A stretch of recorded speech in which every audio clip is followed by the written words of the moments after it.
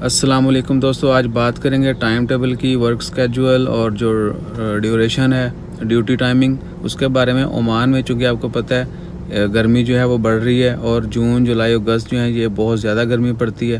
تو جس طرح باقی ممالک میں گرمی کے سیزن میں بہت زیادہ گرمی پڑتی ہے، تو عمان میں بھی جو ہے ان مہینوں میں گرمی بہت زیادہ ہوتی ہے۔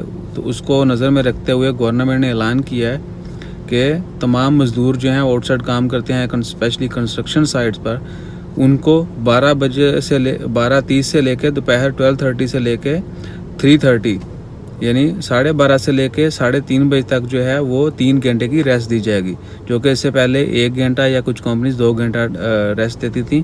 اب جو ہے 3 گھنٹے جو ریسٹ مسٹ ہوگی۔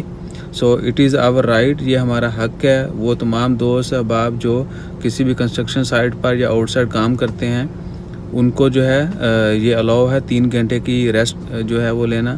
تو وہ اس کے حساب سے جو ہے اپنا ورک سکیجول جو ہے وہ بنائیں، اور ضروری جو ہے دوپہر کے وقت آرام کریں، تاکہ آپ دھوپ سے بچ سکیں، دھوپ کے لگنے والی بیماریوں سے بچیں گے۔ اور انشاءاللہ خیر دعا کرتے ہیں کہ اللہ تعالیٰ ہم سب کی مشکلات جو ہے آسان کرے، اچھی صحت دے۔